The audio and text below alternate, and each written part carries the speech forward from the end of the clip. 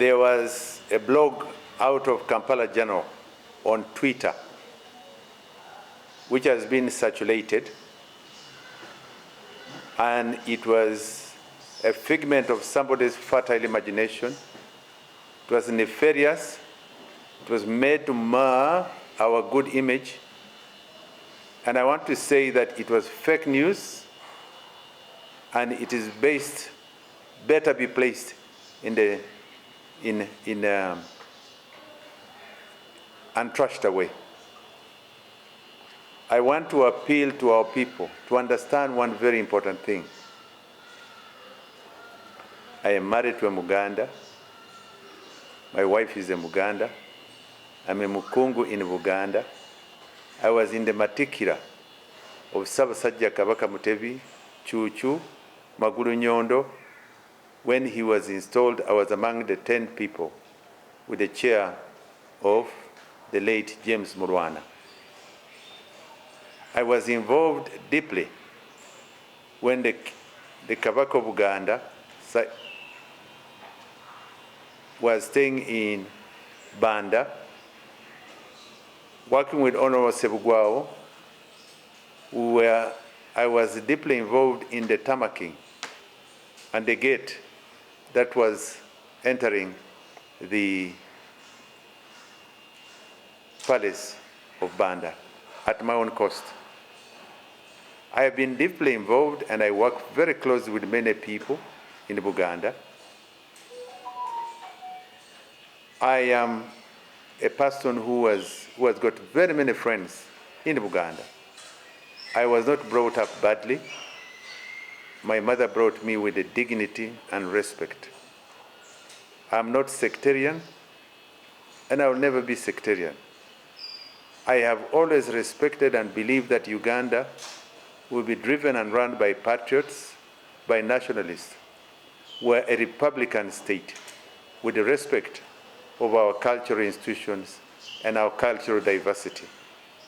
I want, therefore, to appeal to the young people, especially these fake news bloggers, to refrain from perpetuating and circulating false information. It is dangerous for the country. And I've come out. I would have kept quiet, but I decided to come out because I know that we're heading towards 2026 when we go for elections or national elections. We have seen references in Burundi, in Rwanda, and I was involved in the recovery of 48 children in Rwanda, in Byumba. There is one homestead we entered when we were bringing out these children from Byumba, and the whole family had been wiped out. There was, as we were walking around, we saw one child holding on to the breast of the mother, sucking on a dead mother's breast. The mother was long gone.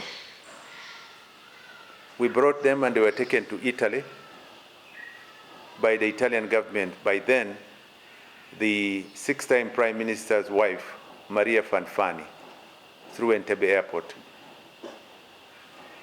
That, I recall, Kabaka Mutebi was coming from Southern Africa. He himself saw the pain that the children were going through.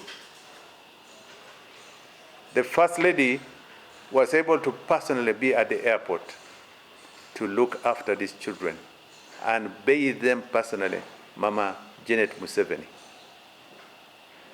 I want to tell you that at another time, I was with the Cardinal. I picked him from Rubaga, the retired Cardinal Nsubuga. 2 of us in my car. I picked him from Rubaga, and we drove to Rakai, Kasensiro. He only stopped to pray at Kalisizo Cathedral in the church. But I do recall, in one of the instances, a woman who was being pulled out of the water because over 1 million people were killed in Rwanda. And a number of them were thrown into River Kagera. And they were flowing into the confluence of River Kagera and Lake Victoria. I want to tell you that this cardinal exclaimed and screamed in a loud voice to see a woman with a baby behind her, long dead. And I think she died with her hands wrapped behind the baby. The pain of that mother in her last moments were terrible, I believe. May her soul and may their soul rest in eternal peace. The message I capture in this is that Uganda has got a population that is still young. 80% of our population is below the age of 30 years. They have not experienced problems in this country. 55% of our population is below the age of 16 years. Young, not experienced. They don't know where Uganda came from, where we are, and what the future is. Information like this, misinformation, which was caused by radio in Rwanda, the Mille Collines, caused the loss of nearly 1 million people. Radio the Mille Collines, protracted sectarian messages are very dangerous for this country. I have come out to appeal to you, the young people, to be very careful, to refrain from sentiments that can put this country into danger. I appeal to you with one heart as a parent, as a Ugandan, as a person who loves peace and stability and gone through it. Refrain and be very careful from propagating negative and nefarious information. It is very, very dangerous for the country. And as we head towards 2026, learn to be very careful. My message is that I have passed this information to my lawyers to handle and the police to take it up. It is difficult, it is important that we pursue this through the correct line, and I've come out to make it clear to the entire population and my friends and all those compatriots and the whole country that nefarious information, fake news, is dangerous for the country. Nkimanyi nti nno abantu abasinga era bantegeeza nti nno blog eno oba babloga bano abamu bakolera pate emu mu ggwanga era baagala okwonoona amanya gange oba olukungaana olwo nga bagezaako okutambuza ebintu ebitali bya mazima. Naye njagala kutegeeza Bannayuganda nti nno bino si politics kimebete gye twagala mu ggwanga. Bw'aba twagala politics okukula mu ggwanga ennoge bulungi, twogere amazima. Politics muzibu nnyo era njagala okuwulira omulanga Bannayuganda bonna beegendereze nga batambuza ebintu nga bino. Kubanga nagenda e Rwanda nga politics w'amawanga wakati w'Abahutu ne Batutsi bwe batambula, nze ku bantu abatono basookera okuyingira e Rwanda ne nzigyayo abaana abamu abaali bamulekwa nga bazadde baabwe bonna babasse. Waliwo omwana omu bwe nafuna nga bye twatambula ebyumba nga ne tusanga omwana ono ali ku bbeere lya maama we.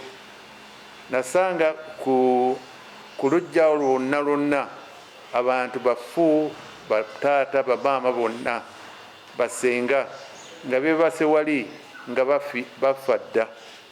Naye omwana ono yalina emyezi nga3 ng'ali ku bbeere lya maama we.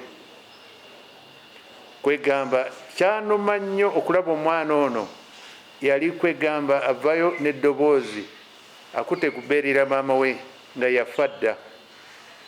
Natambula ne Kadinaali Wamala yawumula era ali awo Nsambya juzi nagenda nemukyalira. Twavuga namujja e Rubaga ne tuvuga nga tuli abantu aba Kadinaali nange, nze nali nvuga. Yayimirira kalisizo okusaba ne tugenda e Kasensiro e Rakai nga emirambo nkumu na nkumu ziyingira buli ddakiika. Kadinaali yakuba omulanga bwe twalaba omukyalo omu nga bamusika n'enankani ekiwanvu ekiringa kya meto bamujja mu mazzi ng'omwana we ali mabega bamusibidde wano ku mabega yagenda okufandoza nga bamusindika mu mazzi ng'agezaako okutaasa omwana we yali mabega we. Abantu kumpi milioni emu bafiire Rwanda lwa politics ono okukyayisa abantu w'amawanga. Era njagala okubira omulanga abantu begendereze nnyo. Njagala basaba n'omutima ng'omukristaayo mwegendereze bano abaana bato abatambuza ebintu nga bino. Biyinza otuleetera ebizibu ne tudda mabega obutayongera okugenda mu maaso, kubanga omuntu omu ayinza okuleeta ekizibu n'atuleetera ebizibu mu ggwanga. Abantu kwegamba omuntu atamanyi yadde bino bwe bitandikidde talina wa politics nafiira bwereere. Politics ono tumulabye nga abantu bafa e Rwanda, twegendereze nnyo. Emaze emyaka egiwera mu politics era tuwuliranga kwedo nnaku lumu nga nvaayo oba omuntu avaayo naga nti Mukula yayogedde kino. Ngezaako okutegeeza Bannayuganda nti no, politics wange ngezaako okubeera nga eri machuwa. Sivuma, sivoola, sijerega, era njagala bategeeza nti no, bino byonna bana batambuza politics oba atambuza mawulire agatali correct. Mwerongoose, mwekube mutima, kuba bino byonna tebijja kukuza eggwanga lyaffe, bijja kuza politics ono gye twagala mabega. Era njagala basaba n'omutima gumu mukwate ebintu mpola, era bamawulire mubeere responsible ku politics, era nga mutambuza mawulire ku bantu baffe. Bayogeddeko ku Kadino Wamala ng'akyali practice kitegeeza nga munnaddiini bwe yavaayo eddoboozi lye lyali ddene. Olowooza kulambika ki kwe mwetaaga okuva mu bannaddiini? Olaba nti yadde ebyobufuzi bigenda mu maaso, balambika bulungi abantu, buli omu n'azannyira mu layini ye. Engeri gye tugenda kati ku politics ono 2026 ndabira ddala nti no 8 ku 100 ku milioni abasukka milioni 46 mu Uganda bali bavubuka abali wansi w'emyaka 3, bakyali bato era tebalabye ensi eno weyise, waawe tuvudde waawe tuli. 55 ku 100 bali wansi w'emyaka 16. Era njagala bategeeza nti no, abantu abatalabye Uganda bwe yayita tebamanyi ensi weyise. Era nga nze nkulidde ku bizibu byonna Uganda byeyiseemu, njagala bakubira omulanga Uganda mugikwate empola, eggwanga mugikwate empola, mugikwate empola, mugikwate empola. Bugubugu si muliro, akwata empola atuuka wala. Baleme bapika basaamu omuliro ogenda okusaamu oba okuteeka eggwanga n'embeera yammwe ku matigga oba ku bizibu ebigenda okuleetera abazadde baffe ebizibu. Ensi mugikwate empola, ensi mugikwate empola.